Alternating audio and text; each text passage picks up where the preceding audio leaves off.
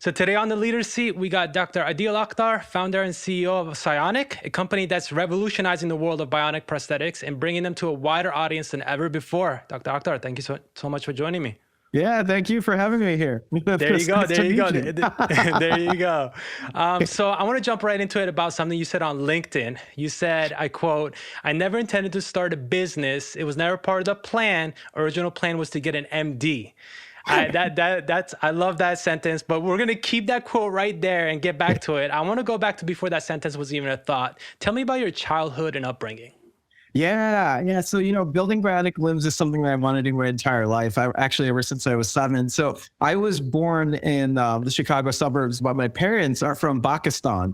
And so I was visiting Pakistan for one of the first times when I was 7 years old. And that was actually the first time I met someone missing a limb. And she was my age. She was 7. She was living in poverty. She was missing her right leg and using a tree branch as a crutch. And that's what inspired me to want to go into this field.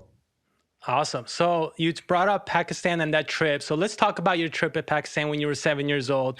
I think it's safe to say that that trip was the spark that led to what we were doing today, or what you're doing today. Absolutely. Was that your first time going to Pakistan? So I think I had gone once before when I was like a year old or like less than a year old. So and of course I don't remember any of that, but it was the first one that I could remember. It was the first trip that I took that I could remember. So you mentioned the interaction that you had with that child in Pakistan is what really inspired you. Take me to the moment when your eyes first saw that little child. Because I've seen you say the story before, but I want to really get into that moment. Bring us to life. Bring us with you in that moment. How was it? What was exactly going through your head at that moment when you saw the child? Yeah, and at the time, it's interesting because I wasn't sure what to expect, right? Because I wasn't expecting that, and so I was out with my with my family. So it was my mom and like my brothers and I. We were out like at a bazaar, just like on the street, and I think my mom was like going to a tailor for like buying clothes or something like that. And it was just like right around the corner of that bazaar, like just right along the streets, that there were just these kids that were sitting there, and then she was like asking for money and things like that, right? Because that's just how they had lived their lives. And I was just like, I had never seen such a thing, right? And especially, I mean, what it hit hard too was that, we shared the same ethnic heritage, right? Like we were both Pakistani, but there was just this like vast difference in the quality of life, right? That we had, and then the one that from the young girl that I had met on the streets, and it was hard to process at the time, but it was kind of like that idea just like stuck, right? Like there was just this stark difference between the difference of quality of living, and as I got older, I realized that this was. This was due to a lack of resources, right? This was due to a lack of like healthcare, like security, like financial resources that are available to a lot of the people living in poverty in Pakistan, in India, and like the subcontinent, and many other places around the world. And that's when it was like as I grew older and I realized that's when I was like, okay, we want to, it's not just as simple as like, building like the most advanced prosthetic limb. You have to actually make it accessible to as many people as possible, right? And that's the goal that we've had at Psyonic since its inception. Yep, the accessible part we'll get to, because I think that's what really caught my eyes with everything with Medicare. But we'll get to that. We'll get to that down the line. I love what you did. I want to stay here. Did you say anything to your parents that were with you? Was it a self-conversation in your head, like when you saw the child, like processing of like, oh, I want to do something to help, or was it just you by yourself figuring it out, or was it like, hey, mom, I just saw this child. Like, what is this? Why is it like this? I don't think we had a discussion about it. I think I just kind of like internalized it as this is just one of the conditions of living that exists here in Pakistan. Yeah. And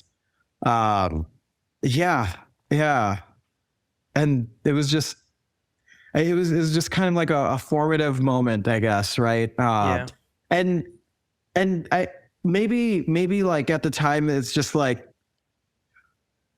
I would often come back to that over time and think about it, but like at the time it was just like, okay, wow, I didn't even know like these kinds of conditions could like even exist. And then it was just like, okay, but this is just how it is. And then you might forget about it for a while, but then like it just comes back to you, right? Like and it was like, that is problematic, right? Yeah. Yeah. Yeah. Since Pakistan is so close to you, and obviously your family's from there, and the journey started there, have you thought about what you want to do with Psyonic for Pakistan or within Pakistan?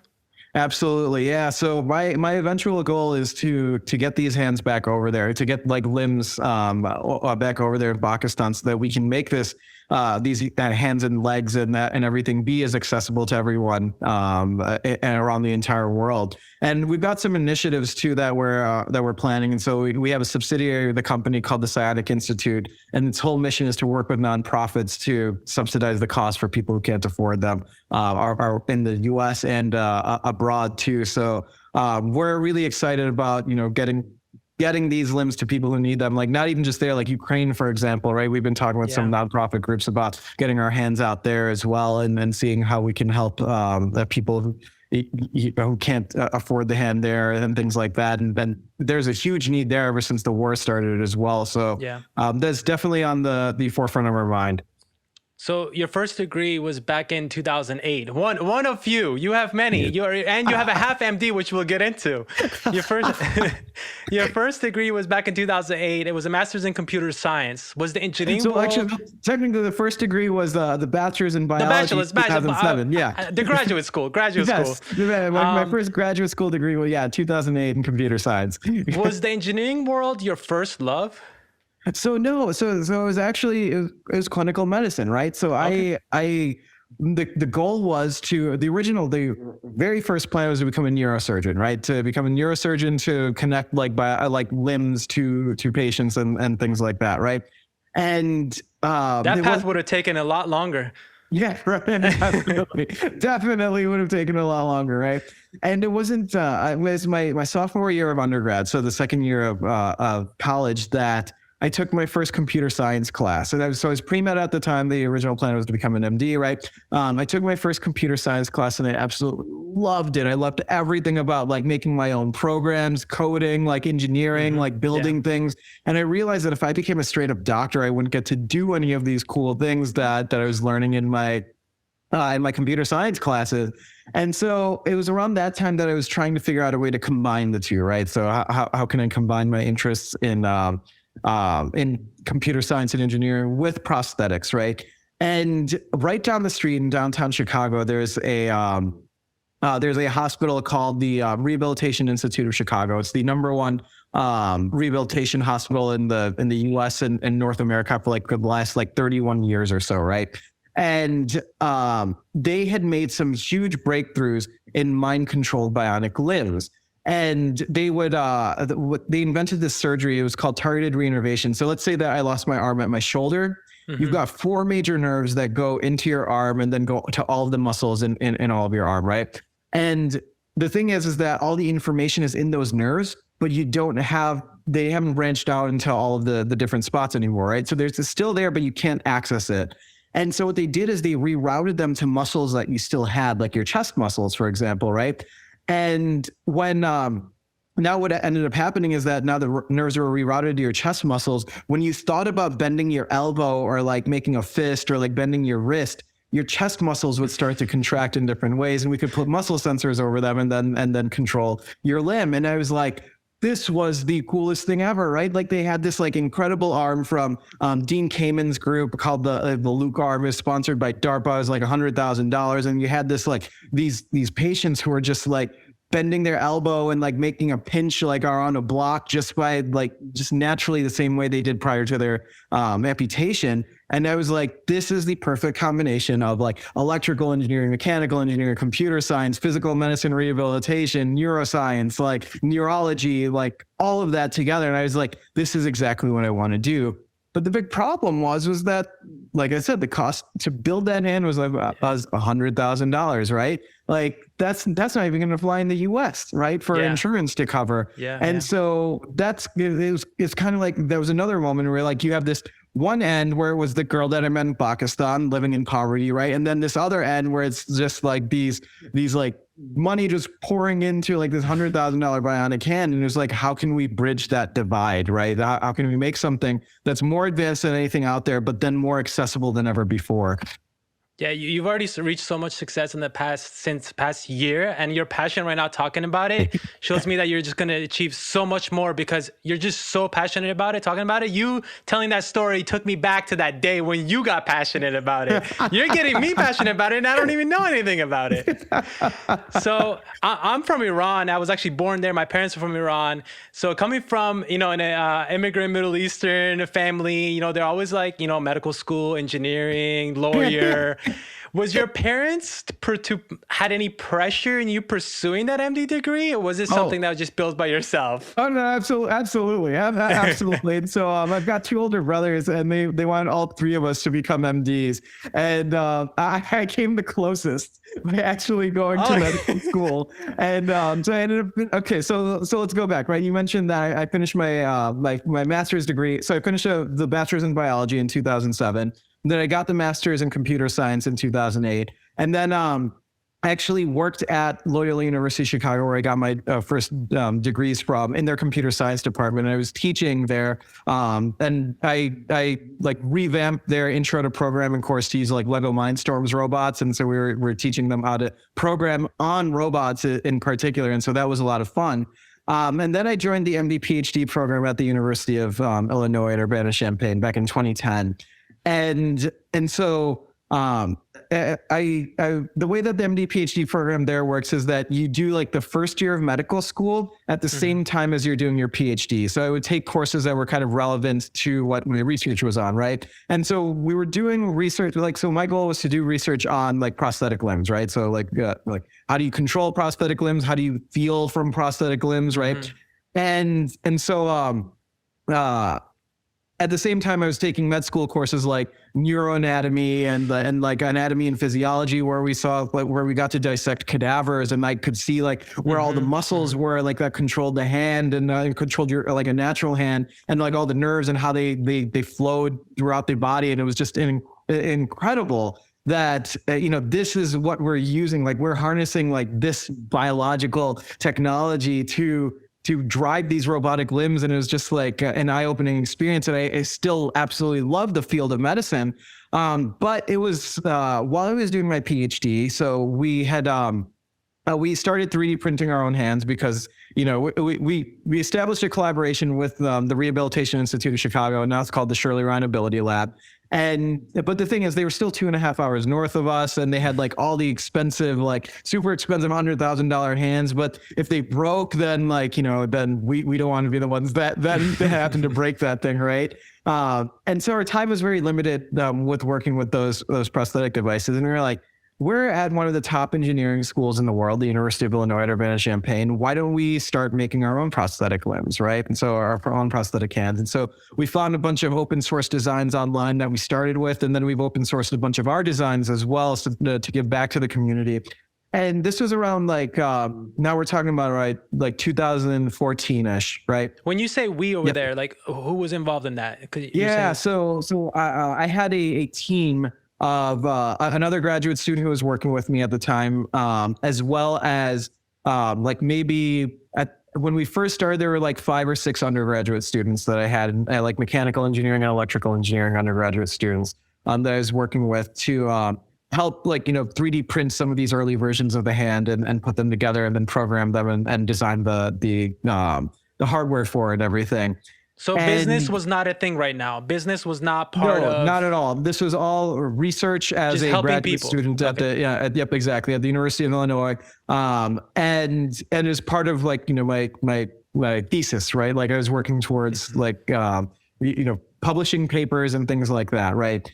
And so in the spring of 2014, we got a visit from a guy named David Krupa. So he's the CEO and co-founder of a nonprofit organization called the Range of Motion Project. And the whole mission of the Range of Motion Project is to provide prosthetics and rehabilitative care to those who can't afford it in the US, Guatemala, and Ecuador. And he's actually an alum from the University of Illinois, and he was winning an award from the university's International Studies program for starting this nonprofit organization. And he was based out of Ecuador. So he flew in from Ecuador. He was giving talks on prosthetics and then deploying prosthetics in Ecuador and Guatemala. And I was this took me back to when I met that 7-year-old girl, right, in Pakistan, right? There's like, he is doing it. He is providing the prosthetics to those people who can't get access to them in developing nations. And so I went to his talk and I was like, what you're doing is incredible. We just started like 3D printing like our own prosthetics, like maybe a couple of months ago, right? At that time. And I was like, is this something you might be interested in?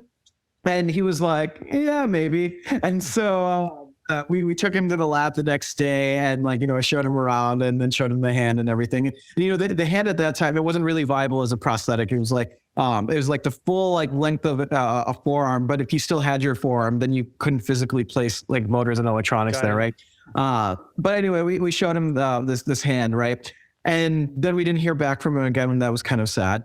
But a couple of weeks later, I got this email from him that literally said, dude, I felt this vibe between us when we met, and we've got to figure out a way to work together. And that's when Dave's and my bromance began. How long was that from the last time you spoke?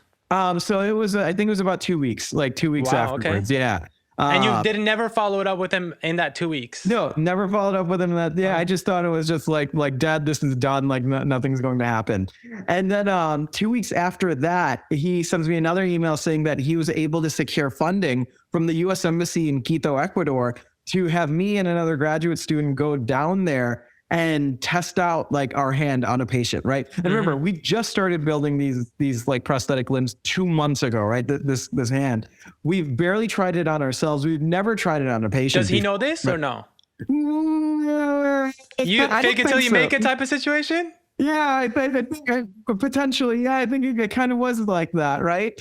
But we knew that we were going to put it on a patient, right? And so we had that summer essentially to design a new hand, or like work on a new hand that where all the motors and electronics were in the hand itself, so that we could try and attach it to the patient, right? So there wasn't anything in the forearm. And at the time, we were using another open source design, but we like modified it like crazy to use our own electronics and our own machine learning algorithms and all of that. And so if we fast forward to the day before we fly out to Ecuador, right? We don't know how was that? Wait, let's go back to that process. Yeah. Were you nervous in that moment? Like, can I get it done in time, or did you just knew you can get it because you got enough done already? Was it conversations with your team where you're like, guys, this is coming up. Come on, like we got to get this right. This is our opportunity. We definitely pulled a lot of all-nighters leading up to that moment for sure. And we got to a point where we were like, okay, we're going to be in Ecuador for 2 weeks. We don't have everything working, but we have all the pieces. So like, we think we can finish it while we're there, right? So we'll go out in Ecuador. We've got enough working and enough like stuff so that we can just finish it within those 2 weeks. Like the hand was built and everything. It was just that we hadn't necessarily like tested it on ourselves, and like there was some like minor kinks to work out and everything, right? Do you think because it wasn't a business already, that it made it easier for you not to be stressed, because it was more of like, we want to make this work for the people rather than we need to make this work to make money? That's a good question. So I'm not so sure about that, because the thing is that at that time our work was never funded, right? And what that did is it kind of forced us to think in a different way. It forced us to think in a way that was like, instead of throwing as much money at the problem, right? Like using custom machined like steel and injection molded parts with like highly like precision things and everything. Well, all we had was a 3D printer, and like it was like, what can we do with this, right? Got it. And I think in the first first 5 prototypes of the hand, even before we were a business, we spent a total of like $5,000 over the course of like 3 years. So, and for like hardware, that's like absolutely insane that we went through like 5 completely from scratch, starting over prototypes of functional prosthetic hands with just $5,000. Where were you getting your parts? Alibaba? Say it again. Sorry. I said, were you getting your parts from Alibaba? Well, actually, we did get a lot of our parts from Alibaba. Really? Nice. Yeah. So, and they would be like these like off the shelf components. Like we would get like the gears that we would get at the time. They were from toy train sets, right? So it was like manufacturers that made them for like toy train sets, Got it. but they were like just the right size for us to put in our like hand as well, right? And then like the motors, we would find like hobbyist like robotics motors online, and then we'd 3D print all the rest of the components, right? And it was just like this incredible like synergy between like, all the engineers, and it was like what can we do with what we have, instead of thinking about like how can we design something that's entirely new. And that way of thinking, I mean, that's how you keep your costs down, right? And that's how you get it to a price point that like eventually Medicare would cover, right? And we'll get that to that point in a bit. And when we first built this hand though, right? Like our very first prototypes, like, the hand was like 3 times the size of an average adult human hand, with wires going everywhere, plugging into breadboards and power supplies and everything in the wall, right? But that's how we started, right? And that's how we need to start with this stuff, right? And so we were going to Ecuador, right? We were planning the trip to Ecuador. We didn't have everything working, but we figured we could figure everything out in the next 2 weeks. Fortunately, Ecuador is in the same time zone as Illinois was. So like, we didn't have our engineers having to like be up like at 4 a.m., even though we were still up at 4 a.m. anyway, trying to figure out everything to work. But at least there wasn't this like weird jet lag difference, right? So we fly down there, and Dave comes and picks us up from the airport. And the very first thing he tells us is, we've got a meeting with the U.S. Embassy like the next day, and they want to see everything working. And we were just like, oh no, we don't have everything working, right? And thus like started like 2 weeks of all-nighters, trying to get this hand to work. And we go to the hotel room, and we get to the hand to a point where if I flex my wrist really hard, I could like barely get this hand to close. And if I extended my wrist really, really, really hard, I could like barely get this hand to open. And the way it's supposed to work is like I make a pinch, I make a fist, I make like a key grip, and like the hand responds very fluidly to all these different movements, right? But we needed to show the U.S. Embassy something, right? And we were like, okay, so we were able to get I got the hand working to this point, and we were able to show that I could like grab a bottle off the table, like it was struggling, but I could actually do this, right? And we had to bring this giant mess of electronics in this hand in the system through like U.S. Embassy security, which was just like a nightmare, right? And then like after we get through all that, we like put this on this table, this giant mess of a system, right? And we're gonna show them like, I could barely get this hand to open and close, right? And so I'm thinking like this is going to be like, they're going to see this and think like, this is what we sponsored, like these guys from the University of Illinois to come down for. And so we show them this demo, and much to our surprise, they're absolutely floored, right? Because the reality is that they've never seen a robot before. They don't know how these things are. So at that time, was there no prosthetic arms on the market at all? There were, but they weren't. They didn't have individual finger movement. Like in Ecuador, there weren't any what we call multi-articulated hands really around very much, right? There were these hands that you could just like open and close, and that was it. Like the only function that they really had. And so even that hand is like ridiculously expensive as well, right? So and most of the time people just end up using hooks, right? So these are like two steel pincers with a bicycle cable attached to your shoulder. Squeeze your shoulders together, the hook opens, you relax your shoulders, this are closed. This is technology that hadn't changed for like 200 years since the Civil War era, right? But here we were with this like robotic hand where like you could move like individual fingers, right? And then they saw this demo of us like picking up this bottle, and like they'd never seen something like this before, right? They didn't know that it was supposed to like work with like me easily making a pinch and a fist and a key grip and all of that. So they were just like, okay, so this is incredible. Next week, we're going to have you do this with a patient in front of like 2 news crews and like 3 newspapers and whatever. And we were just like, oh my goodness. Like in our heads, we were thinking this was more of like a fake it till you make it type situation, right? Like we were like, we can totally do that, when it was barely working on myself. We'd never done this on a patient before, right? And then they started asking us questions like, oh, where are you from? And they were like, and we were like, we're from the University of Illinois. And they said, you're from the University of Illinois? we're going to bump you up to all the international news stations. Oh boy. Because it turned out that at the time, the president of Ecuador was an alum of the University of Illinois. And any chance he got to promote the university, he took. So the bar wasn't set high now. It was set super high.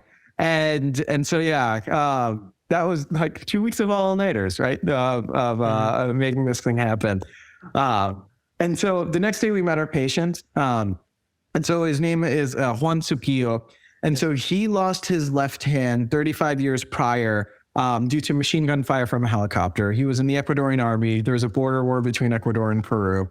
And he used one of those hands that I was telling you about, the one that just like opened and closed, but it still uses muscle sensors or his muscles to control it, right?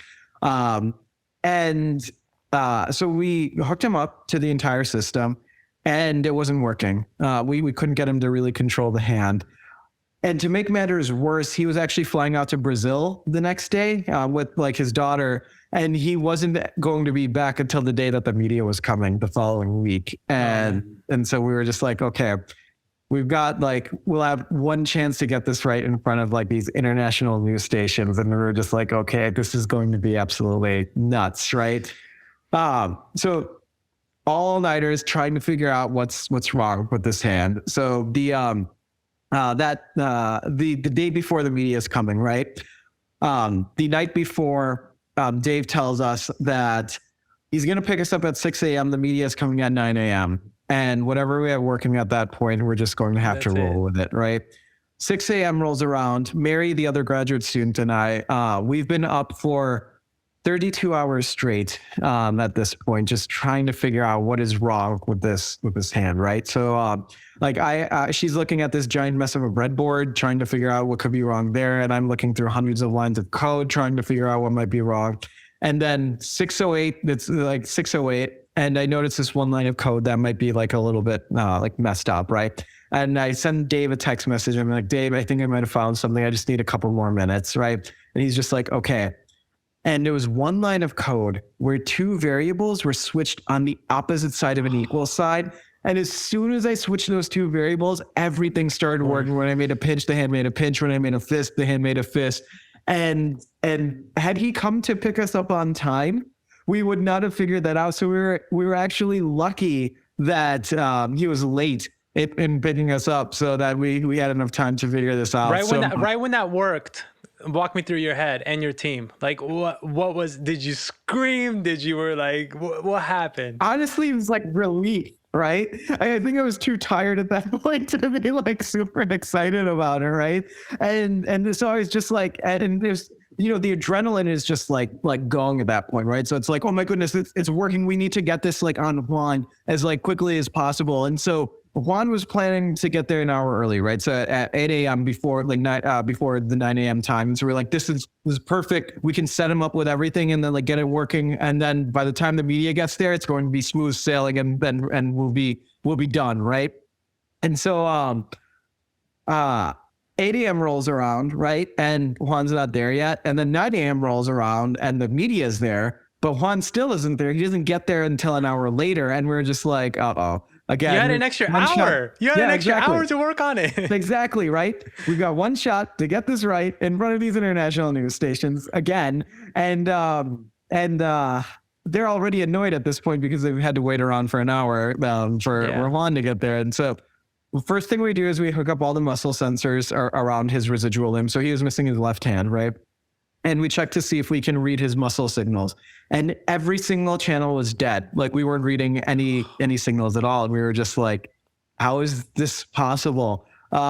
This was just working on me, right? And so Mary and I, we go into debug mode. We're trying to figure out what's wrong with the circuit board. And Dave and Juan, they're like stalling with the media, telling the backstory of the range of motion project, how Juan lost his hand, just to buy us enough time to figure out what's wrong with the system. And so we checked the voltage across the board, and we noticed that it wasn't giving us the right number, right? And then usually what that means is that there's a problem with your power supply, like how we're powering this giant mess of a breadboard. And we had two 9-volt batteries that were powering this system. And we'd noticed that one of the 9-volt batteries had popped up to about double in size and was burning hot to the touch. And had we not noticed it at that point, we might have been on the news for a different reason. But fortunately, I had a fresh 9-volt in my pocket, and like I took it out, I hooked it up. Then we replaced the one that was giving us issues, hooked it up properly, and all the muscle signals appeared. We were just like, okay, crisis averted, right?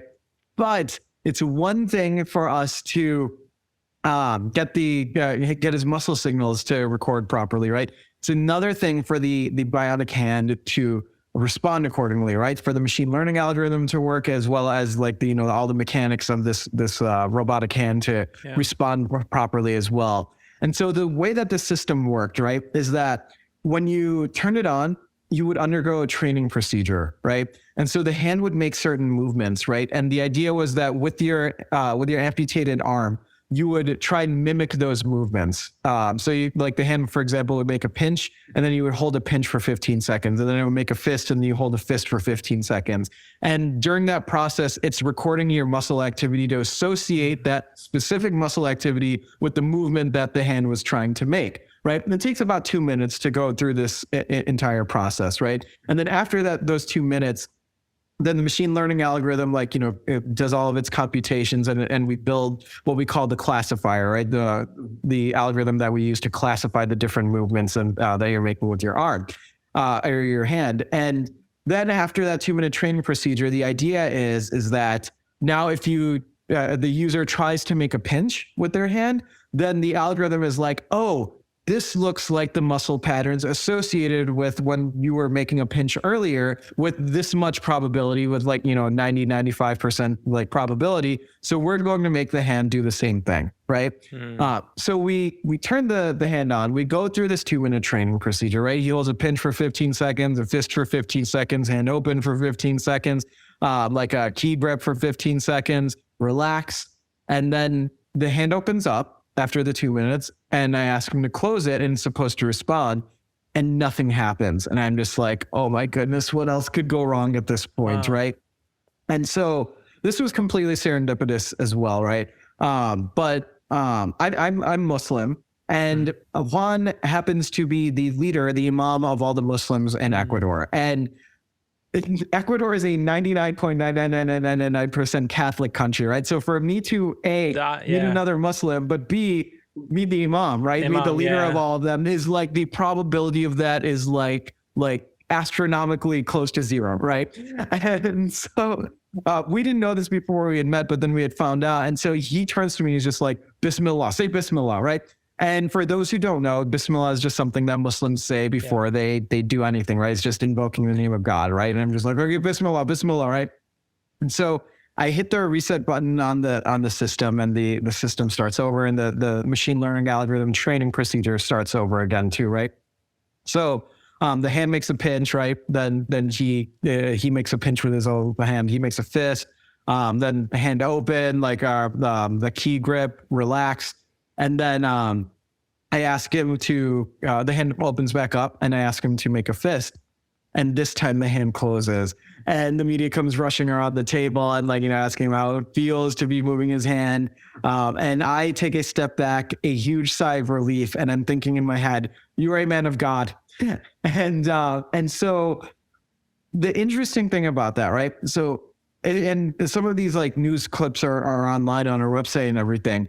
And one of the things in particular that he said in front of these international news stations was that he felt as though a part of him had come back. And that was in that LinkedIn post that you were mentioning as well.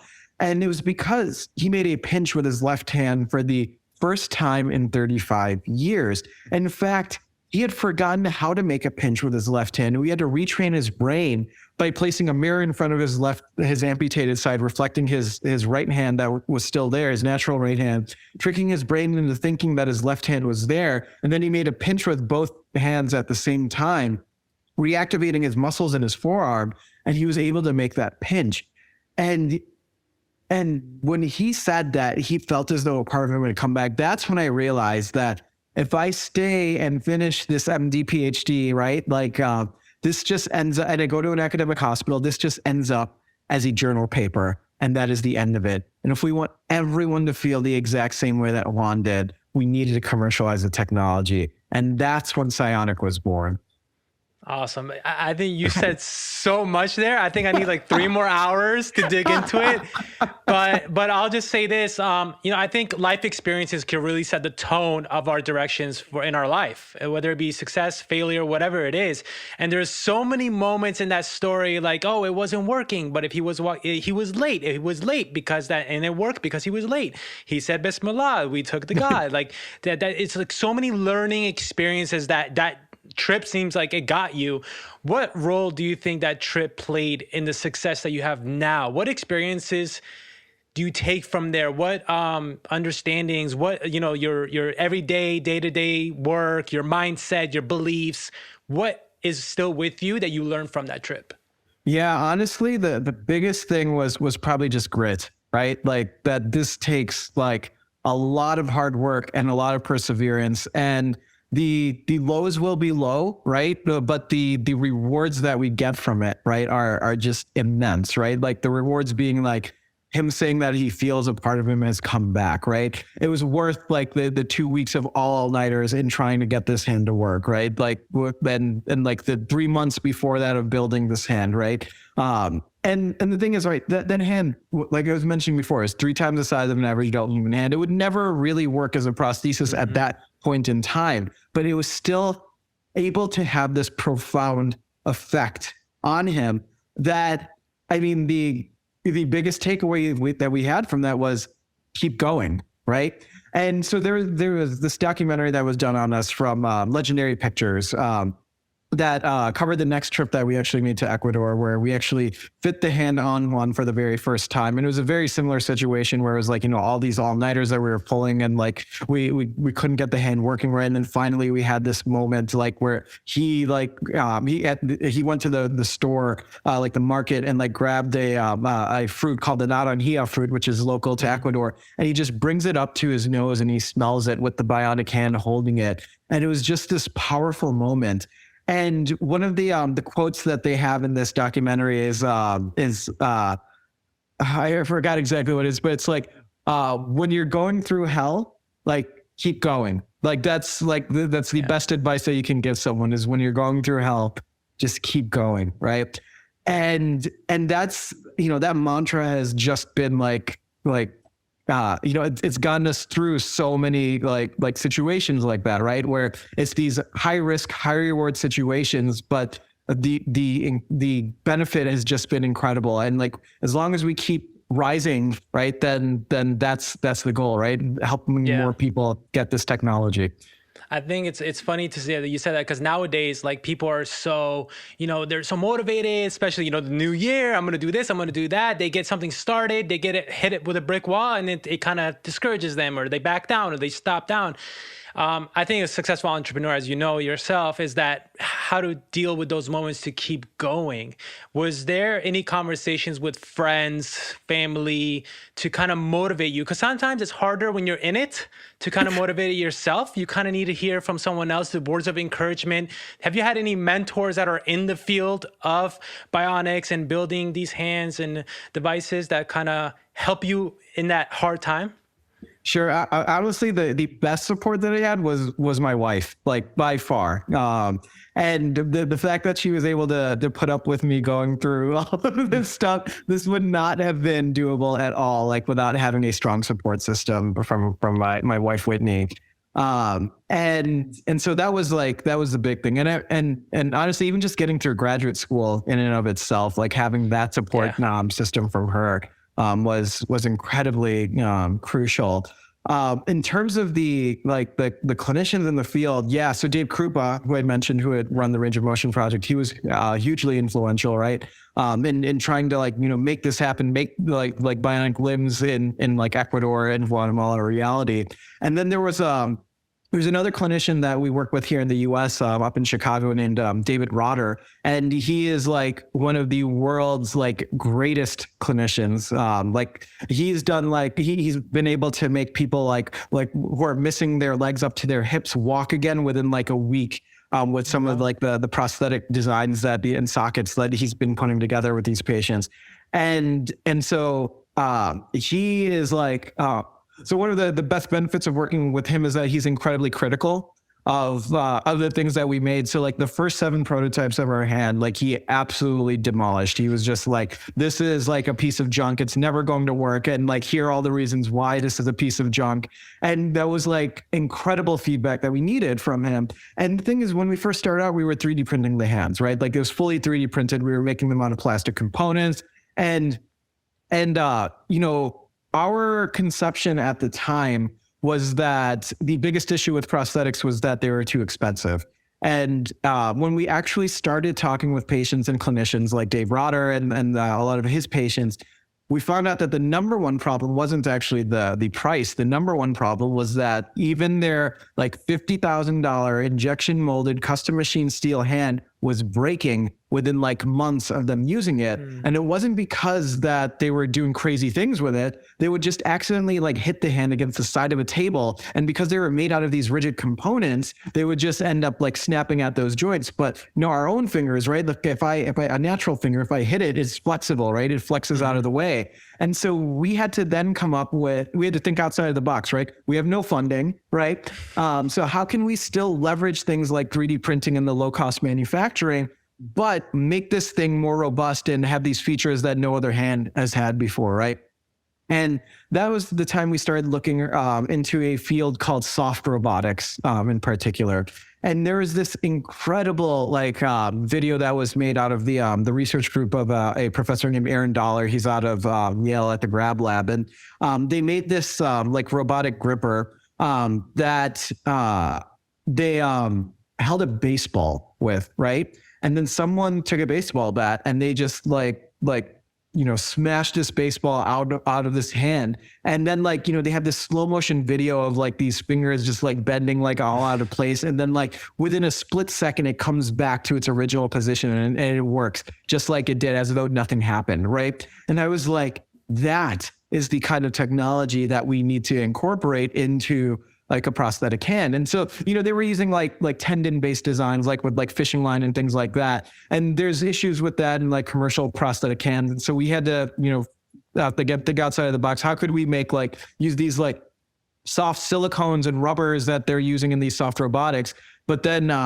you know, combine that with like traditional designs that are used for prosthetic designs. And so our first patent actually is on a design, this flexible finger design that you see on the hand right over here. And so we've got this like spring steel link right over here that allows the fingers to move like the way that they do, right? So it bends around this joint, but it's got this like flexible joint right over here that allows me to like, you know, smash this so it can like survive like, you know, breaking boards on fire. I climbed to the roof of my house and dropped it 30 feet up in the air and it survived that. Yeah. We put it in a dryer for 10 minutes. It survived tumbling around in the dryer. I stepped on it. I arm wrestled against a para-triathlete national champion and I lost. So this thing was built to really withstand like these, you know, more extreme scenarios, so that when you're actually using it on a daily basis and you accidentally like hit your hand against the side of a table, then the hand like functions totally fine. Yeah.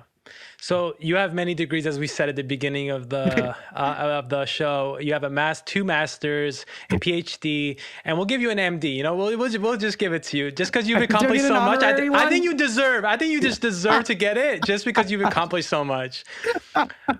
Nowadays in our world, I think like, you know, the topic of education, getting a degree. Should I have my kid get a degree? Should I have them go to school? Maybe they don't need to go to school. They could be successful without school. That topic's always come up.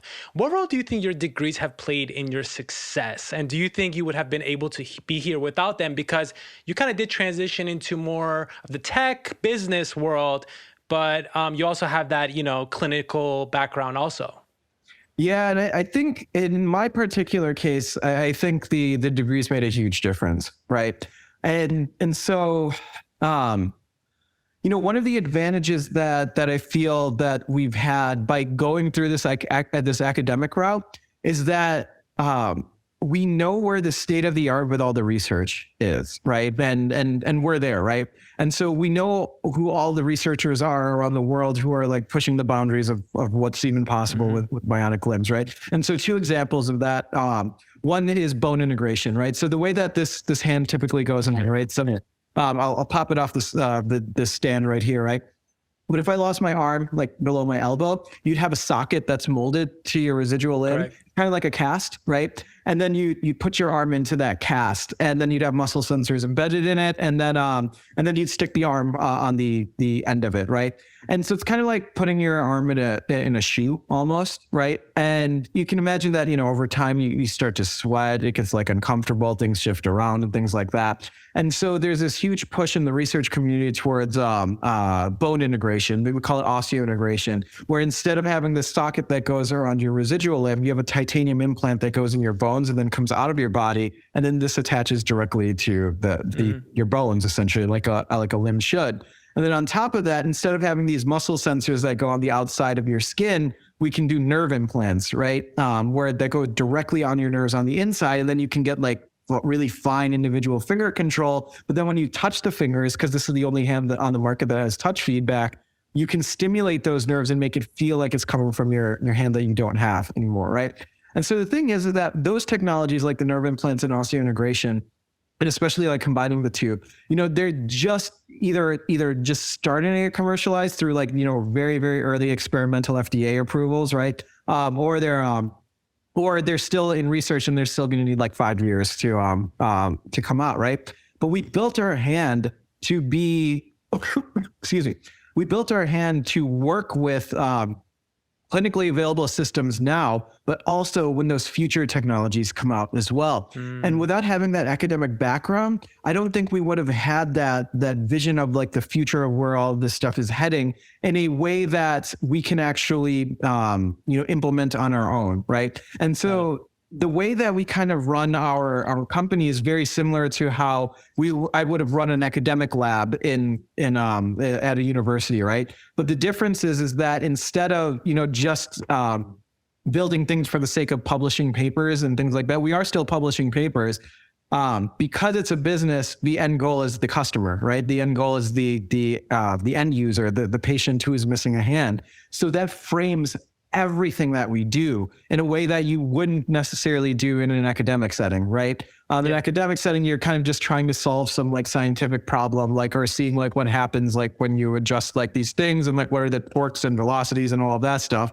And our mind is like, okay, we're going to still do research. We're still going to like make tweaks, but the end goal is like, how much of a difference does it make to our patient? Are they actually going to want it? Are they actually going to go through the process of getting like their insurance to cover this, because this is enough of a difference to them that they would be willing to go through all of that, right? And it completely changes the way you approach research. And I don't think that would have been possible without having gone through the academic training. Awesome. And you mentioned something earlier. You said, if I stay in academia, this will just end up as a journal paper. I think that sentence right there, you also made a LinkedIn post about that and you mentioned it. So do you think like pharmacy schools, medical schools, dental, whatever, all these professional health schools should implement business, innovation, entrepreneurship, part of the academia? Because I think there's so many opportunities for individuals like yourself where, they might be going to the medical route, but they might be forced or pressured by their parents because their parents at medical school, and they're just so bright to be able to do such great things going the business and innovation route. But we don't really see a lot of that being pushed into our schools.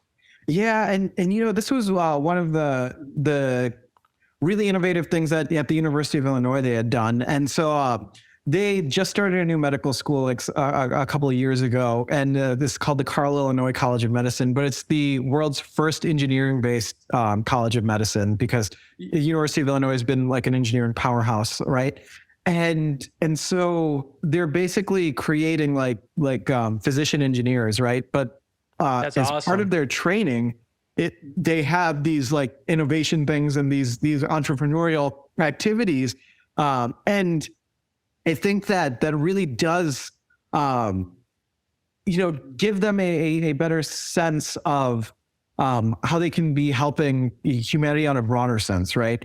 And one of the things that was a pretty formative moment in then making this decision too is that so we had just come back from China in 2017. Like we had spent the summer of 2017 in China, and we we're just about to, we had just gotten at the end of that year, our first grant from the National Science Foundation, right? And I was on the fence of like triggering a leave of absence from medical school or finishing up medical school instead, right? And it was my physiology professor, from the first year of medical school. He took me out to dinner, and Dr. Kashif Ahmed. And so he had said, Aadeel, you can make as a physician, you will make an impact, right? And it'll be a very important impact, but that impact will be very local, right? But what you can do with Psyonic, that has the potential for global impact. And that was, my goal all along was to make the most impact as possible, right? And so there was so much more that I felt that I could do from an entrepreneurial route as opposed to the physician route in particular.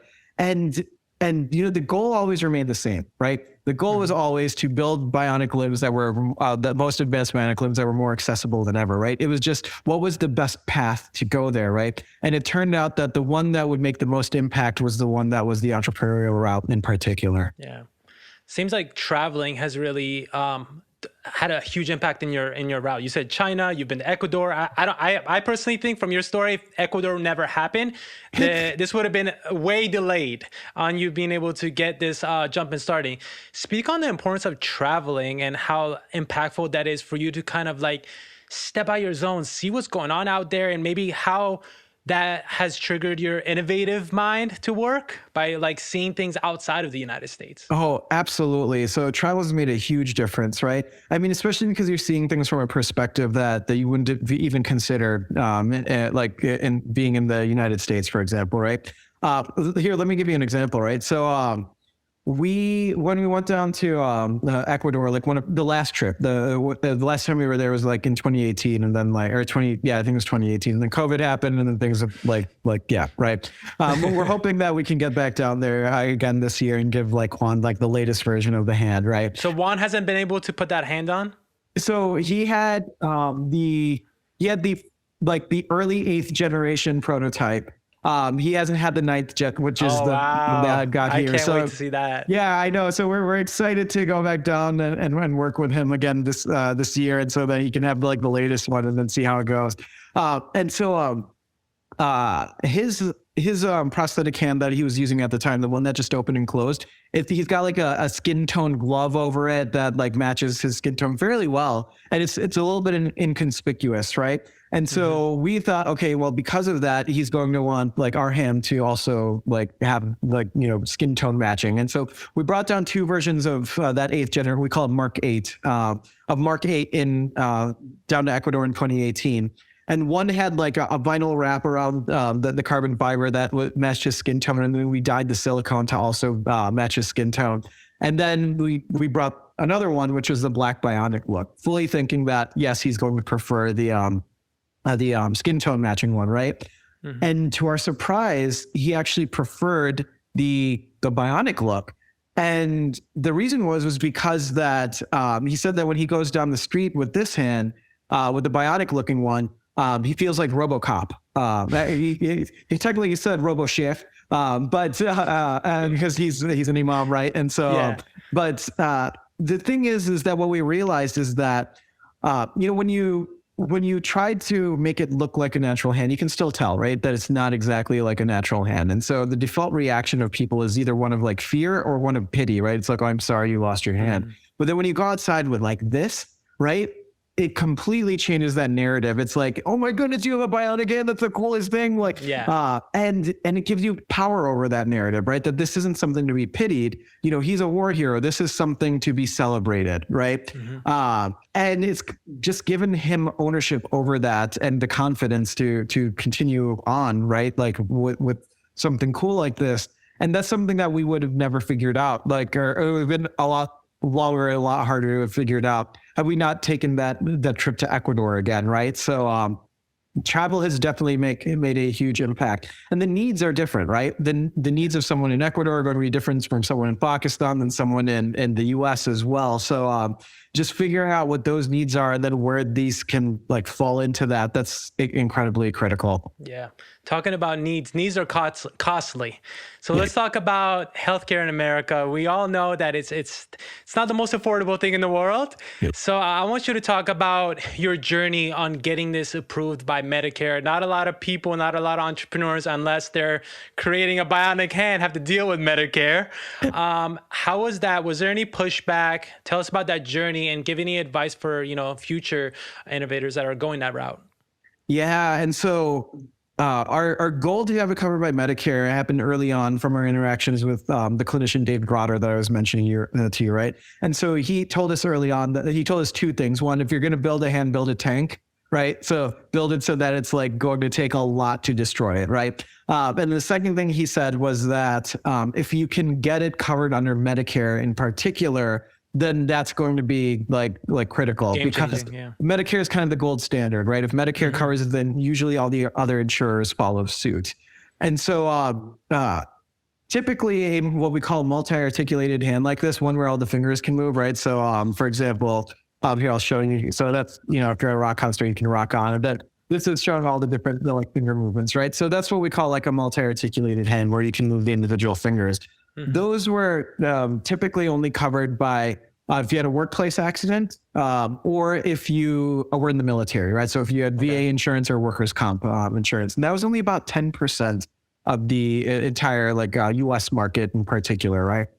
And through calling a bunch of hospitals and getting data, we landed on that. 10% of patients are on what do you call it, the military insurance. Another 10% are on workers' comp. Then 35% are on, 30% are on managed care. So this is your Blue Cross Blue Shield, Aetna, Kaiser, or whatever. 25% are on Medicare, and then 25% are on Medicaid or uninsured, right? And so if you get the Medicare coverage, then your managed care, your workers' comp, and your VA all follow suit. You can cover 75% of the market, right? And so the biggest issue was that these other multi-articulating hands that are out there that are only 10% of the market we're covering, they were just too expensive, right? And because their processes like injection molding and custom machine steel for a smaller volume was cost prohibitive. So in order for them to make enough profit on that, they needed to have these prices that only those insurers could cover, right? And so we're talking about these hands. Those hands were priced to the clinicians somewhere between $26,000 to $32,000. The clinician usually tries to double their margins on it so that they can be comfortable. Yeah. And so they were trying to get reimbursed for 50, 60K on these hands. Medicare only pays for about $31,000 for a hand like this on average, specifically for the hand. And so they were like, no, we're not going to cover those hands, or you need to have a secondary insurance to supplement that, right? And so if we needed to hit a price point of $31,000 after the insurance reimbursement, we really had to hit a price point of $15,500, right? And so we were like, okay, that was the goal. We need to hit a price point of around $15,500. And so that means we need to reduce the costs in order for us to be able to make enough profit on $15,500. And so, like I said, thinking outside of the box, right? How can we still use low-cost manufacturing methods like 3D printing and you've done it before, right? Yeah, exactly, right. And so it was basically we build all of these in house, right? So we've invented a lot of these manufacturing techniques. We're pretty vertically integrated that are able to leverage low cost processes like 3D printing silicone and molding and using 3D printed molds to inject the silicone in and things like that in order to hit that price point that Medicare would actually cover. And so, what it really boiled down to was actually just getting that cost low enough. So there's a lot of engineering innovation in getting that cost down so that Medicare would cover it. Awesome. So this journey obviously costs money, as we've been talking about it. You started this journey with less than $5,000. And to date, you have raised over 700. I believe it was over 750 last time I checked through investors. Can you speak on your journey of getting investors on board? What would you say are the most do's and don'ts when trying to get people to invest in your vision? Because that's probably the biggest and hardest obstacle a lot of entrepreneurs, startups do, because not a lot of people can just work with $5,000 or maybe think it's impossible to work with $5,000. Yeah. And one of the biggest things is that like having a demo to show makes a huge difference, right? To show that this is something real, right? And for us in particular, right? This is FDA registered. It's covered by Medicare. It's actually out there. And we still get questions like, is this like a real thing? And I'm like, yes, we have over 80 patients using it in the US already, right?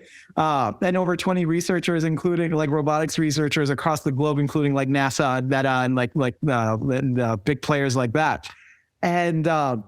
And so to give you an example, we just came back from the Consumer Electronics Show, CES, last week. And CES is like the most, I think they build themselves as the most influential technology conference in the world. It's like one of the biggest. Yes. And it's like where Microsoft and Google and LG and like all those people, like all these companies announce the next biggest thing that they're working on, right? And so we have one of our users with us, like the Dan St. Pierre, who I arm wrestled with. He was with us, and we were walking around with the hand. We've got this really cool demo that I'm going to have you try as well. You'll be able to control the hand from where you're sitting, and so we were just walking around and having people like control the hand just like by putting their hand up to a camera.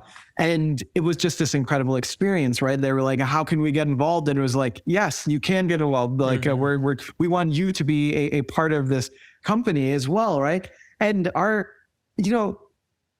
what's in our blood is accessibility, right? Like we've been talking about that, like making the hand accessible to everyone, right? And then we took that one step further and we were like, why don't we make the company accessible to everyone as well? And one of the most like beautiful things about this entire process has been that our patients have actually been investing in the company as well. And it's like, this is exactly like what I wanted, right? We are building this for them, and then they get to be a part of that entire process. They get to be a part of like what we're doing. Yeah. And like I couldn't have asked for anything like more on that front, right? So especially on the early stages. So we raised a pre-seed round of 1.2 million like a couple of years ago. And then we got 2.4 million in grants from the National Science Foundation over the last couple of years. And we've got a couple more grants that are coming in on the pipeline as well. Awesome. So we started this equity crowd fundraise maybe about like a couple of months ago. We're over 750K. And we just opening it up to the public has just been incredible. We want people to be a part of this and feel like they're part of this bionic revolution that's coming out in the future. Yeah, 4 times increase in revenue from 2021 to 2022. Sales topped at $1 million in 2022. I got to know how you feel about that. Oh, it's incredible. The crazy thing is that our biggest problem right now is that we've got more demand than we can produce. And wow. So, yeah. Okay. So, yeah. That's the best thing. Right. Exactly. Exactly. And so we just moved to San Diego like about 6 months ago. And there were many reasons for that move. We were in Illinois before, and we're looking to expand our manufacturing capacity, right? So in our new space, we've got this giant warehouse that we're doing construction on right now, which is why I'm taking the call from home, because it's really loud over there. And so we're building out the manufacturing space so that we can start making like many more of these hands in-house, right? But also we're working with the military hospital that's nearby to do these nerve and bone implant things that I was telling you about. I'm affiliate faculty now at the University of California, San Diego, so we can leverage a lot of their resources as well. The Challenge Athletes Foundation is just down the block. We've got a 5-year goal of making a ability leg in addition to our ability hand that you can do a triathlon in. And they hold the para-triathlon every year, the Challenge Athletes Foundation. So we're excited to be working with them. There's 2 prosthetic schools around LA. With the Psyonic Institute, we want to partner with video game companies to like make skins for the hand that emulate like a real world bionic hand. And then those proceeds can go towards subsidizing the cost for people who can't afford them. So Activision Blizzard is in LA. We want to have Jimmy Kimmel arm wrestle our hand. He's located in LA as well. So it's like all these things. Okay, put it out there. Yeah, exactly. Right. So hopefully Jimmy Kimmel, you're listening. And so we want to turn San Diego into the bionics capital of the world. We've got all these different pieces of the puzzle, and then like we're building those limbs, and we want to bring all of those together to make it like so that when patients come here, like they can do like things that were never even possible before with bionic limbs. And we're excited to be at the forefront of that. So I gotta ask this as as a millennial entrepreneur out there, for people that are out there, might ask, you ever consider going on Shark Tank and presenting this? So we have thought of that. The thing is that it's not necessarily, it's a medical device, right? It's like an It FDA is. registered medical Well, device. Mark Cuban is in the drug manufacturing company. He's kind of healthcare-ish. That's true. That's true. So, I mean, it's not out of the question. So it's still in our minds that might happen. Okay, I feel like you have something in your mind you don't want to share, but we'll leave it out there. We'll leave it out there for the people. So let's talk about the hand that you're holding, the ability hand. I've seen videos of it being in the dryer, like you mentioned, being dropped from buildings, punching through bricks. What was the goal behind these tests, and who came up with them? Was it a sole marketing scheme, like to just put it out there to show people what this is capable of, or was it like just for fun? So honestly, a little bit of both, right? And the thing is that so we watch like a lot of the medical device marketing stuff very closely, especially in the prosthetic space. And usually, what they show with users using the hand is doing activities of daily living, right? And so now the thing is that a lot of those activities that they show aren't necessarily things that people would necessarily do, like with a hand. So I mean, like for example, like something as simple as like grabbing a glass of orange juice and drinking it. Like if you're missing one hand, even if you have like our bionic hand, you're probably going to use your natural hand to grab the glass of orange juice and drink from it, right? And so we didn't want to just show activities of daily living that you would do with the hand. We wanted to show off things that our hand can do that no other hand can do, but B, if you can do these things with our hand, then obviously you can do the activities of daily living, right? And so we wanted to come up with things that we could show off that would be like just really, really cool. And then that would appeal to both the general public, right? That they would think it's cool, but also if a clinician or a user or a patient was to see this video, they would be like, I could never do this before with any other prosthetic hand. This is incredible, right?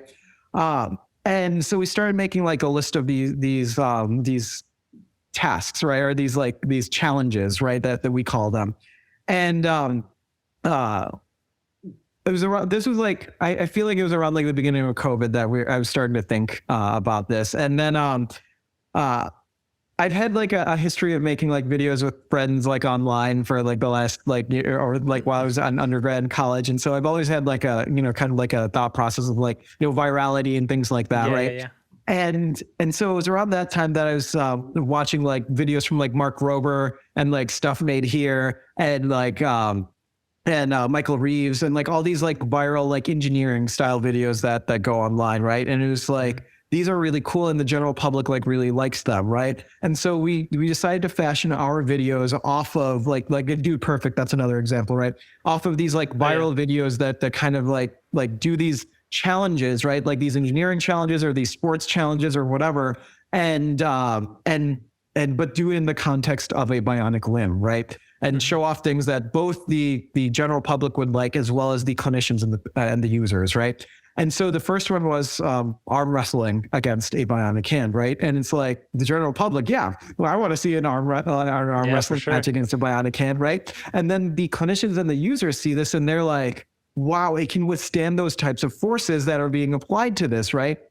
And so we actually half of our sales come from our social media, like putting these videos out, because it's an FDA registered medical device and you can't buy it directly. It has to be prescribed and you have to get like the insurance coverage, right? But the users will email us and then be like, how can I get this in? And then we'll work with them and their clinician to get it like through their insurance and everything. And half of the time it usually happens through that route in particular. Wow. And so we did arm wrestling, we did bottle flip tricks, like if you remember that, with a partially filled bottle of water. And then we did the flaming board breaking, the dryer. That one was crazy. The board breaking was, I was like, wow. And the thing is, like, when a user sees this, right, they're like, my current hand might like break in half. Can't even do that. Like, like that, right? It breaks already when I'm doing like a typical activity of daily living. Yeah. If your hand can survive that, then it should be able to survive like anything that I might be able to do with it, right?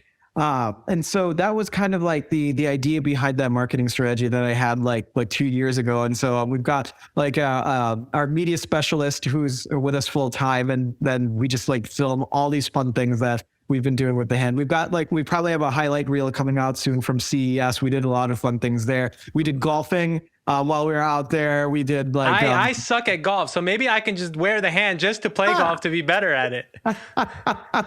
Yes. So yeah, we're working on those human enhancements as well, right?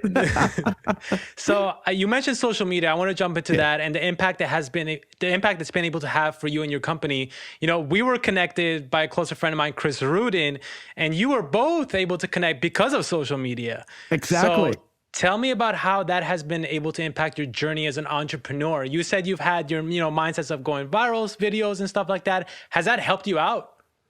Oh yeah, 1,000%. Social media has been incredible, and another great thing about it is it's kind of brought this community together, like the Live Different community in particular together, right? And so when we see videos like of our users like doing amazing things with their hand, right? It's just like we want to be part of, like we want them to be a part of that like community, right? Like we love sharing this type of thing with the general public and showing like, hey, like these are the amazing things that you can do, right? And so yeah, it was incredible meeting Chris because it was just like completely spontaneous as well. Like I had to go to Seattle for a smart haptics conference that I was attending, like an industry haptics conference. And I was like, hey, if anyone wants to meet up. And he just happened to be in Seattle at the same time and saw my post. And it was incredible meeting him, right? And so we went out to dinner and I was showing him the hand. He got to try it on and like make it work and everything. And then even in that situation, like we were at a pizza place and like the tables around us just thought it was like absolutely incredible. And they were coming up to us and being like, this is amazing, like technology and everything, right? And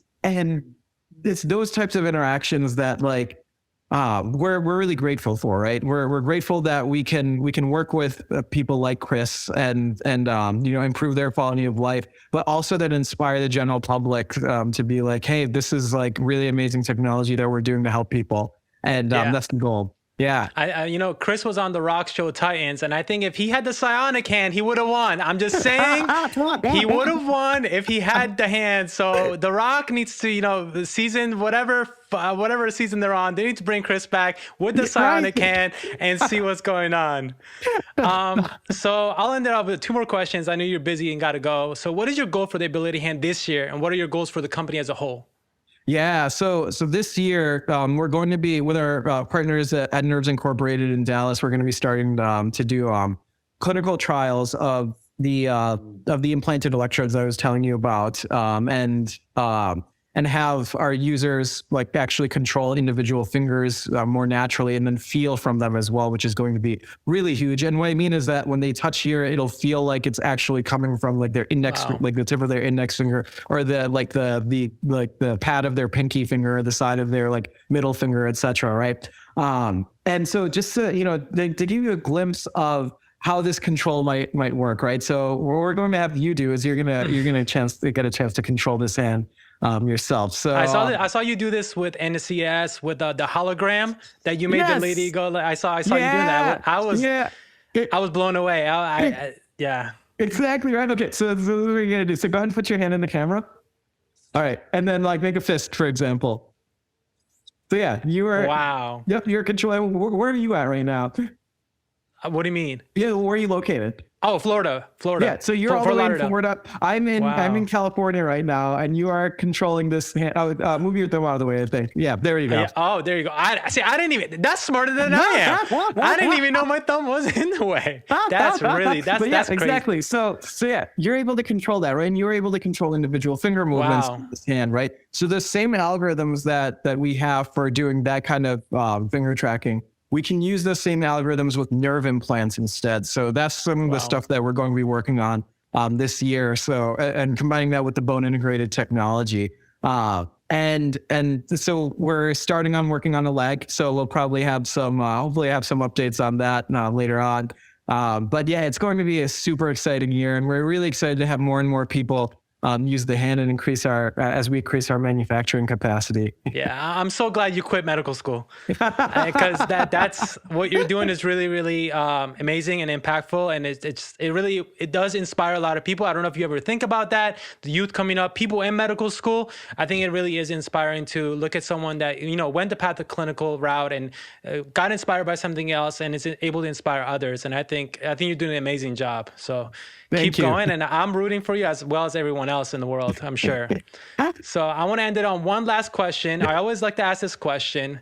If we were to go back to high school, maybe undergrad, and we were to talk to Adeel's best friend, his favorite teacher, who would they say Aadeel was? That's well, so especially in high school, I was known for rapping as well. So do I need to put a beat on? Can we get who's your favorite rapper? Oh man, Twista. Okay. So, I think you're gonna get a lot of respect in the comments for that. And so I would do a lot of speed rapping because I was in Chicago, right? So I mean, like, there's the Midwest chopper style, right? That was like really popular at the time, right? And so I would be like I guess I was like the smart kid who was a valedictorian but also rapped, like, at the time that I was in high school. And like around that time when I was in high school, Full Metal Alchemist was a very popular Japanese anime cartoon that had come out. And so a lot of that show revolves around the main character's bionic arm as well.